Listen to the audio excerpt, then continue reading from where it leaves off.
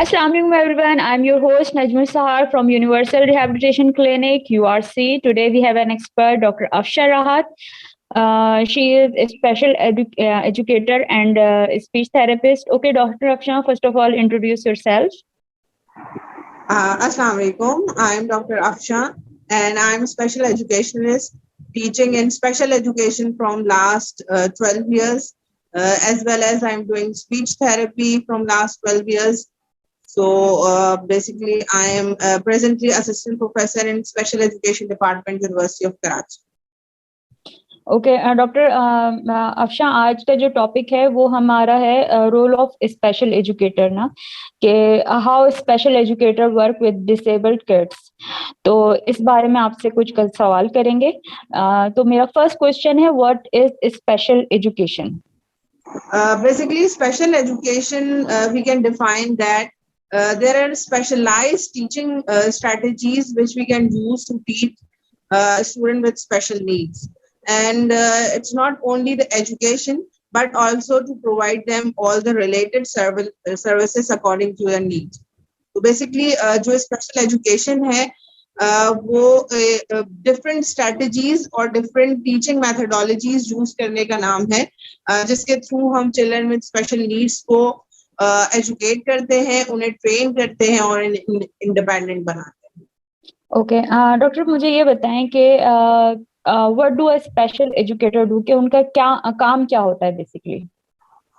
Basically जैसा कि हम डिफाइन कर रहे हैं कि स्पेशल एजुकेशन में हम ट्रेन करते हैं, टीच करते हैं, उनको रिलेटेड सर्विसेज प्रोवाइड करते हैं। तो बेसिकली ये काम जो है वो एक स्पेशल एजुकेटर परफॉर्म करता है। तो उनका काम ये है कि वो according to the child need, according to the child disability, different strategies, teaching methodologies use करके उन बच्चों को एजुकेट करें, उन्हें ट्रेन करें और उनको रिलेटेड सर्विसेज प्रोवाइड करें। ओके डॉक्टर शाह, मुझे ये बताएं कि what is special about special education? क्या उसमें स्पेशल होता है? बेसिकली यही उसमें स्पेशल है कि यहाँ पे नॉर्मल एजुकेशन और स्पेशल एजुकेशन में डिफरेंस जो है वो टीचिंग मैथडोलॉजी का है। ठीक है, कि हम according to the child disability हम जो है वो टीचिंग स्ट्रेटजीज यूज करते हैं। फॉर एग्जांपल, अगर एक बच्चा हियरिंग इम्पेयर्ड है तो हमारी टीचिंग स्ट्रेटजीज उसके हिसाब से होंगी। लाइक हम उसको साइन लैंग्वेज के थ्रू पढ़ाएंगे और उसको प्रोजेक्ट्स के थ्रू विजुअल परसेप्शन जो है वो हम ज्यादा उसको देंगे। ठीक है, और ऑन द अदर हैंड अगर हमारे पास एक विजुअल इम्पेयर्ड बच्चा है तो उस पर हमारा जो टोटल जो हमारी टीचिंग स्ट्रेटजीज होंगी ना वो ऑडिटरी बेस्ड होंगी, यानी कि हम उसको बोलकर ज्यादा चीजें जो है वो वर्बल पे रखेंगे और वर्बल रिस्पॉन्स देके उसको चीजें सिखाएंगे। तो और ब्रेल, उसके लिए ब्रेल होगी अगर एक विजुअल इम्पेयर्ड हो। तो इसी तरह जो हर डिसेबिलिटी है अकॉर्डिंग टू देयर नीड्स जो है वो हम टीचिंग स्ट्रेटजीज को मॉडिफाई करते हैं और उनको रिलेटेड सर्विसेज प्रोवाइड करते हैं। अच्छा, रिलेटेड सर्विसेज में ऑल डिसेबिलिटीज आ जाती हैं, like physiotherapy, occupational therapy, speech therapy, behaviour therapy, और जो डॉक्टर से कंसल्टेशंस हैं, जो टेक्नोलॉजी है अकॉर्डिंग टू देयर डिसेबिलिटी, वो सब उसमें इंक्लूड होती है। तो ये सब प्रोवाइड करना जो है ना वो बेसिकली डिफरेंट करता है स्पेशल एजुकेशन को फ्रॉम नॉर्मल एजुकेशन। अच्छा, यानी आप ये कहना चाह रही हैं कि स्पेशल एजुकेटर जो है वो एक बेसिकली एक पूरा एक सेंटर कह लें कि जिसके अंदर मुख्तलिफ सर्विसेज होती हैं जो बच्चों को प्रोवाइड किए जाती हैं। अच्छा, जी मैं ये पूछना चाह रही हूँ कि इसके बारे में कुछ प्रोग्रामिंग होती है कि बच्चों को उनकी डिसेबिलिटीज के हवाले से कोई प्रोग्रामिंग दी जाती है? इंडिविजुअलाइज एजुकेशन प्रोग्रामिंग में हम क्या करते हैं? बेसिकली डेफिनेटली सबसे पहले जो भी डिसेबिलिटी होती है अकॉर्डिंग टू दैट पहले असेसमेंट होता है और फिर उसके बाद डिसाइड होता है इंडिविजुअलाइज्ड एजुकेशन प्लान। यानी स्पेशल एजुकेशन में जो है वो काम होता है कि इंडिविजुअलाइज जो एक उस बच्चे की, एक इंडिविजुअल बच्चे की जो नीड्स हैं उसके मुताबिक ही उसका एजुकेशनल प्लान जो है वो डिजाइन किया जाता है और उसमें फिर एजुकेशन के साथ साथ उसको जो भी रिलेटेड सर्विसेज है वो भी प्रोवाइड की जाती है। हमारे पास 2 डिसेबिलिटीज ऐसी हैं जिस पर हम बहुत ज्यादा आईपी प्लान्स पे काम नहीं करते, एक विजुअल इम्पेयर्ड और एक हियरिंग इम्पेयर्ड, क्योंकि वहां पे हम बहुत सारी जगहों पे ग्रुप टीचिंग कर रहे होते हैं और वहां पे मोर लेस आईक्यू लेवल जो है वो सेम होता है या एवरेज लेवल का होता है, तो वो एक साथ काम हो सकते हैं। अदर देन दैट अगर कोई इंटेलेक्चुअली डिसेबिलिटी का है, एडीएचडी है, ऑटिस्टिक बच्चा है, सीपी बच्चा है, तो उसके लिए फिर हमें एक अलग प्लान डिजाइन करना होता है और अकॉर्डिंग टू दैट, और उसका एक ड्यूरेशन होता है कि वो फॉर 6 मंथ्स हमने डिजाइन किया या फॉर अ ईयर डिजाइन किया है, और फिर जो उसके गोल्स होते हैं उसके ऊपर काम किया जाता है उस स्पेसिफिक टाइम पीरियड में, और आफ्टर दैट फिर हम असेस करते हैं कि हमारा प्लान जो है वो कितना सक्सेसफुली जो है वो अचीव किया है। ओके मेरे पास एक क्वेश्चन आया था कि यानी अगर कोई बच्चे में स्टार्टिंग में कोई पता चलता है कि कुछ उसमें डिसेबिलिटी है, यानी वो एएसडी का है, एडीएचडी का है, तो सबसे पहले उसे कहाँ जाना चाहिए? यानी कि आप ये कहना चाहते हैं कि सबसे पहले उसे स्पेशल एजुकेटर के पास जाना चाहिए ताकि वो उसकी सारी कंसल्ट करके फिर उनको आगे रेफर करे? बेसिकली अगर देखें, अगर डिफरेंट डिसेबिलिटी के हिसाब से हमें डिफरेंट रेफरल करना होता है कि फर्स्ट हमें किसके पास जाना होता है। अगर फॉर एग्जांपल हम ऑटिस्टिक बच्चों की या एडीएचडी बच्चों की बात करते हैं, तो उनके लिए सबसे पहले जरूरी है कि वो किसी पीर्स न्यूरोलॉजिस्ट के पास जाए, ठीक है, पीर्स न्यूरोलॉजिस्ट को दिखाएं और उसका एक असेसमेंट हो जाए ओवरऑल। तो आफ्टर असेसमेंट पता चल जाता है हमें कि बच्चा जो है वो कितना इंटेलेक्चुअली डिले है, उसका आईक्यू कितना कम है, ऑटिज्म जो है वो कितना है उसमें प्रेजेंट, और उसकी डेवलपमेंटल एज जो है वो क्या आ रही है, मतलब डिफरेंट एरियाज में वो कहाँ स्टैंड कर रहा है। फिर अकॉर्डिंग टू दैट जो है वो उसके ऊपर काम शुरू होता है।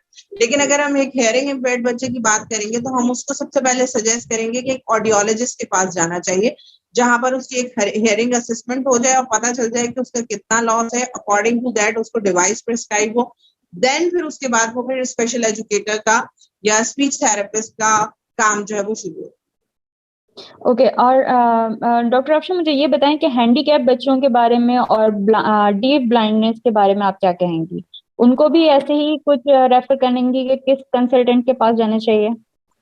बिल्कुल, डिफरेंट डिसेबिलिटीज के हिसाब से ही हम रेफर करते हैं। अगर विजुअल इम्पेयर्ड है तो हम उसको जो है वो कहेंगे कि आपको उसको पहले आई स्पेशलिस्ट के पास जाना होगा, और अगर एडीएचडी ऑटिस्टिक है तो उसको स्पीच न्यूरोलॉजिस्ट के पास आना होगा, ऑडियोलॉजिस्ट के पास जाना होगा। तो इस तरह सबकी वेरिएशंस हैं, उनके अकॉर्डिंग टू दैट अपने प्रोफेशनल से पहले कंसल्ट करना होगा।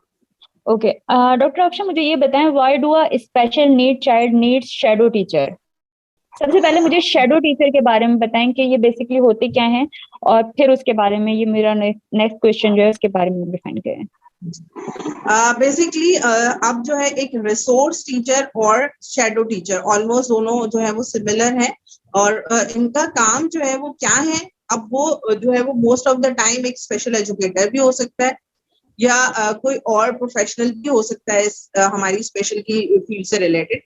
तो उसका जो बेसिकली काम है वो ये है कि वो सपोर्ट करता है। अच्छा, और उसकी हमें नीड कहाँ होती है, उसकी हमें शैडो टीचर या रिसोर्स टीचर की जरूरत जब होती है जब बच्चा नॉर्मल स्कूल में मेन स्ट्रीमिंग में जा रहा होता है और वहां पर वो कोप अप नहीं कर पा रहा होता है अकॉर्डिंग टू देयर क्लास, ठीक है, और वहां पर क्योंकि उनकी एक टीचर है और उसके पास 20-25 स्टूडेंट्स हैं, और अगर एक बच्चा स्पेशल नीड्स का है और उसको डेफिनेटली वो टीचिंग स्ट्रेटेजीज नहीं पता है कि उसको किस तरह से हैंडल करना है, तो वहां जो है एक शैडो टीचर या रिसोर्स टीचर की नीड होती है जो वो उस इंडिविजुअल बच्चे के साथ काम करते हैं, यानी वो क्लास में फुल टाइम प्रेजेंट होती है और उस बच्चे को वो सारा काम जो नॉर्मल बच्चे उस अपनी रेगुलर टीचर से कर रहे हैं, वो स्पेशल एजुकेटर का काम है कि वो स्पेशल टेक्निक्स यूज करते हुए उस बच्चे को। ओके डॉक्टर शाह मुझे ये बताएं, what is the criteria for getting admission in main stream और इंक्लूसिव? देखिए, बेसिकली कोई स्पेसिफिक क्राइटेरिया जो है वो डिजाइन नहीं है, और स्कूल्स का अपना एक स्टैंडर्ड है कि वो जो चाह रहे होते हैं कि बच्चे में सिटिंग टॉलरेंस हो, थोड़ा इंस्ट्रक्शन फॉलोइंग हो, थोड़ा स्पीच आ रहा हो, तो वो बच्चों को एडमिशन दे देते हैं। ऑलमोस्ट जब ये जो मॉन्टेसरी लेवल होता है उसमें एडमिशन हो जाते हैं। लेकिन सबसे ज्यादा इंपॉर्टेंट जो है ना उसका क्राइटेरिया यही है कि सिटिंग टॉलरेंस हो बच्चे में। अगर बच्चा जो है वो एडीएचडी है या ऑटिस्टिक है और वो पूरी क्लास में घूमे जा रहा है तो वो डेफिनेटली वो वहां पे स्कूल वालों को बॉदर करता है, वो एडमिशन देता है। अच्छा, मोस्ट ऑफ द टाइम ये केसेस में ये देखा है कि नॉर्मल स्कूल्स में, मेन स्ट्रीमिंग स्कूल्स में एडमिशन मिल जाता है, ठीक है, लेकिन अगर बिहेवियरल इश्यूज होते हैं या बच्चे की learning according to the class नहीं आ रही होती, 2-3 साल हो चुके होते हैं, रिपीटेशन हो रही होती क्लास, तो वो समटाइम फिर या तो वो कहते हैं कि आप रिसोर्स टीचर लेके आए या शेडो टीचर का इंतजाम करें, या फिर वो कहते हैं कि जी हमारी क्लास में ये नहीं चल सकता, तो वहां से ड्रॉप रेट। तो मोस्ट ऑफ द टाइम हमारे पास बच्चे आते हैं वो नॉर्मल स्कूल्स में एडमिशन हो जाता है, अगेन अगर उनकी कोई सीवियर डिसेबिलिटी ना हो।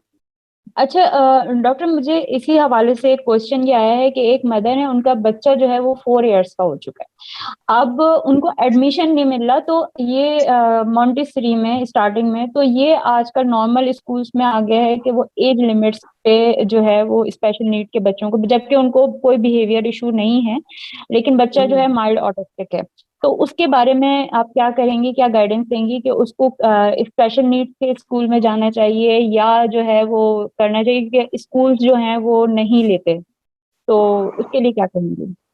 देखिए, हमारी जो पहली कोशिश होती है वो हर बच्चे के लिए ये होनी चाहिए कि वो नॉर्मल स्कूल में जाए, ठीक है। जितनी बेहतर लर्निंग एक नॉर्मल पेयर्स के साथ उसकी होगी, वो उतनी बेहतर लर्निंग नहीं हो सकती। तो अगर सबसे पहली कोशिश यही होनी चाहिए कि उसको नॉर्मल स्कूल में एडमिशन मिल जाए।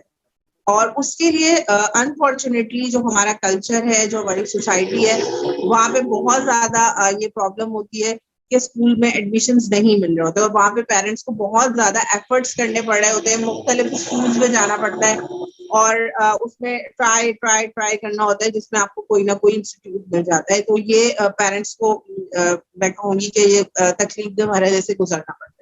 लेकिन अगर अच्छा, इससे पहले ज्यादा इंपॉर्टेंट ये है कि अगर उसको अर्ली इंटरवेंशन मिल गई हो ना, अर्ली इंटरवेंशन जो है वो बहुत इंपॉर्टेंट है स्पेशल एजुकेशन।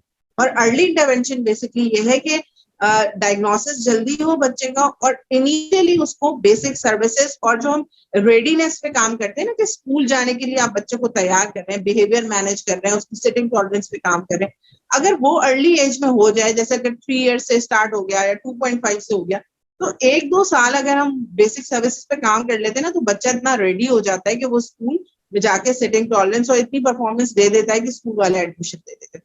लेकिन अनफॉर्चुनेटली अगर एक बच्चा 4 साल का है और उस पर कोई बेसिक काम नहीं हुआ है, तो वो एडमिशन के लिए जाता है, तो उसको ज्यादा प्रॉब्लम फेस करनी पड़ती है। तो पहली कोशिश हर पेरेंट्स की यही होनी चाहिए कि वो नॉर्मल स्कूल में एडमिशन हो, और जब तक चल सकता है नॉर्मल सेटअप में चलाएं। फिर अगर वो नहीं चल सकता, तो फिर आपको जाहिर है फिर स्पेशल सेटअप्स की तरफ मूव करना पड़ता है। उसके साथ ये है कि आप नॉर्मल एजुकेशन के साथ अब भी अगर आप उसकी थेरेपीज कंटिन्यू हो, एक स्पेशल एजुकेटर हो जो उसको अगर क्लास में जरूरत है तो दे, वरना फिर होम ट्यूटरिंग उसके साथ साथ चल सकती है जो उसको सपोर्ट प्रोवाइड करेगी। तो ये एक बेस्ट ऑप्शन होता है उस बच्चों के लिए कि वो मैक्सिमम एजुकेट हो सकते हैं और बहुत नॉर्मल एजुकेशन की तरफ जा सकते हैं। ओके डॉक्टर अफशा, मुझे एक बात ये पूछनी थी कि हम घर के अंदर जो है वो बच्चों को किस तरह जो है, कुछ आपकी टिप्स हैं कि वो बच्चों को किस तरह जो है हम एजुकेशन की तरफ लेकर आए, जो बच्चे इस तरह के हैं और पेरेंट्स अफोर्ड नहीं कर सकते हैं इस तरह की थेरेपीज, तो वो किस तरह बच्चों को घर के अंदर रहते हुए करवा सकते हैं? देखिए, बेसिकली जो मॉन्टेसरी टीचिंग मेथड है ना, वो मारिया मॉन्टेसरी ने जो फर्स्ट इन्वेंट किया था, ये डिजाइन किया था, वो एक इंटेलेक्चुअली डिसेबल या एमआर बच्चे के लिए डिजाइन किया था। तो वो इतना अच्छा और इफेक्टिव था, पूरा सेंसरी स्टिमुलेशन के थ्रू एक प्रोग्राम डिजाइन करके बच्चों को प्लेस एक्टिविटीज के थ्रू लर्न कराना, और एक नेचुरल एनवायरनमेंट में उस बच्चे को कराना, कि वो इतना ज्यादा इफेक्टिव हुआ कि वो नॉर्मल एजुकेशन में आ गया। तो बेसिकली यही बेसिक जो हमारी टीचिंग स्ट्रेटेजीज हैं वो मॉन्टेसरी टीचिंग से ही डेवलप हुई है। तो उसमें करना यही होता है कि अगर पेरेंट्स देखें अफोर्ड नहीं कर पा रहे और या इनिशियल लेवल पे काम करना चाह रहे हैं, तो आप जो है वो बेसिक वो वहीं से स्टार्ट लेते हैं कि आपने जो है वो जो आपके मॉन्टेसरी टीचिंग एड्स होते हैं, पजल्स होते हैं, शेप्स होते हैं, कलर्स होते हैं, वो उसी तरह के आप जो चीजें लेकर और उनके साथ जो है वो बीडिंग्स हैं, डिफरेंट एक्टिविटीज हैं, वो सारी चीजें लेकर आप घर पे इनिशियली काम स्टार्ट कर सकते हैं। ओके डॉक्टर शाह, मुझे ये बताइएगा कि teaching student with mild to moderate disability, उसके लिए कोई प्रोग्रामिंग है या उनको किस तरह हैंडल किया जाता है? और मुझे इसके साथ यही बताइएगा कि सिवियर और मल्टीपल डिसेबिलिटीज के साथ जो है वो किस तरह स्पेशल एजुकेटर जो है वो काम करता है? देखिए बिल्कुल अगेन जो है ना वेरिएशन जो माइल्ड या मॉडरेट हो वो डिसेबिलिटी वाइज होती है, ठीक है। हर डिसेबिलिटी का अलग क्राइटेरिया है, उसका टीचिंग मेथोडोलॉजीज जो है वो अलग है।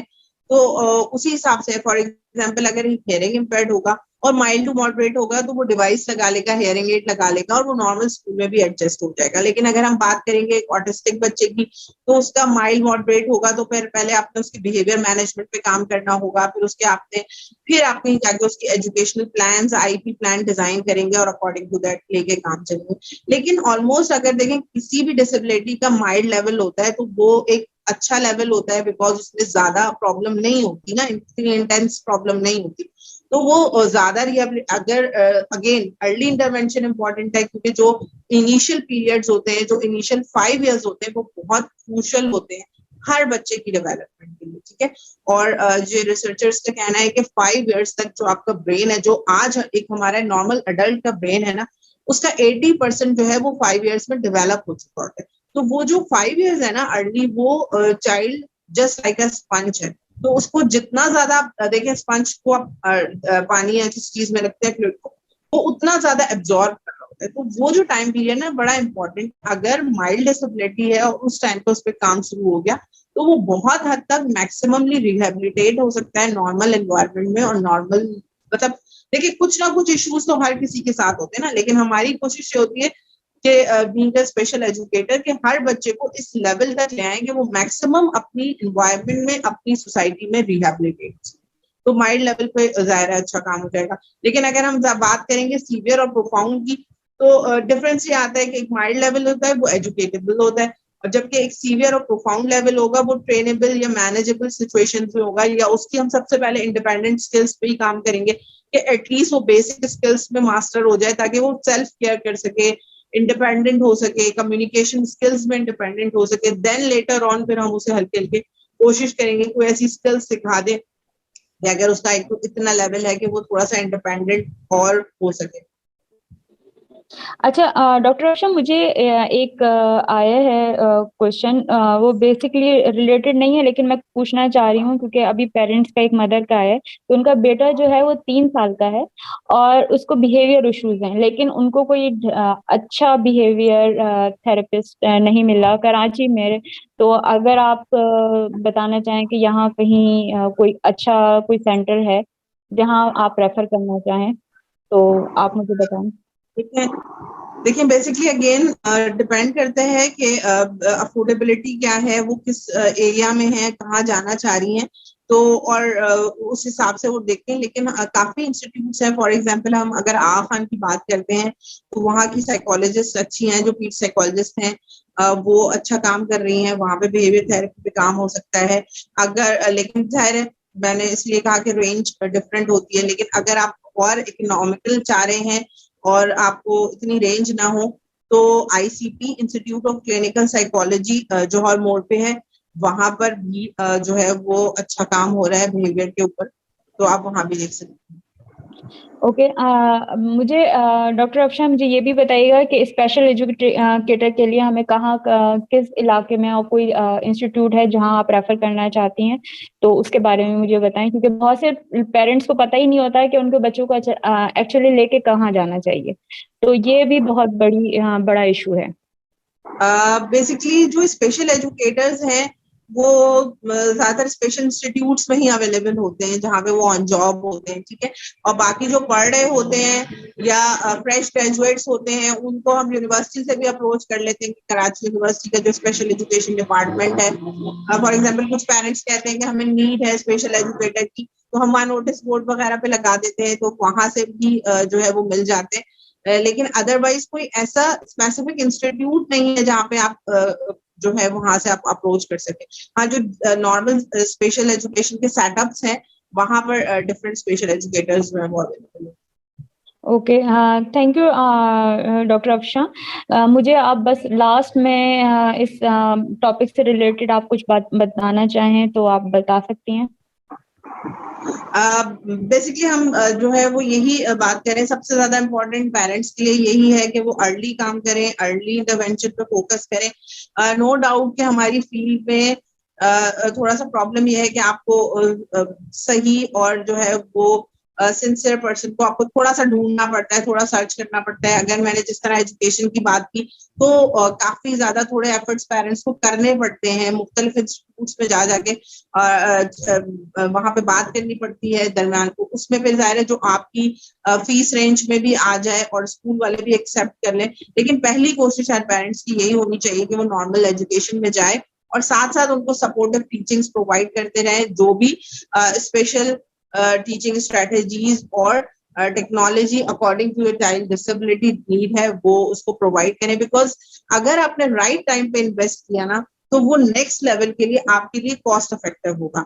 अगर आपने अर्ली एज पे अच्छा काम कर दिया तो लेटर ऑन बच्चा इतना इंडिपेंडेंट हो जाएगा कि उसको इस तरह की सर्विसेज की नीड नहीं रहेगी। लेकिन अगर आपने अर्ली ईयर्स निकाल दिए ना तो फिर हो सकता है कि वो लाइफ टाइम उसको उस तरह की सर्विसेज और स्पेशल स्ट्रेटजीज की जरूरत है।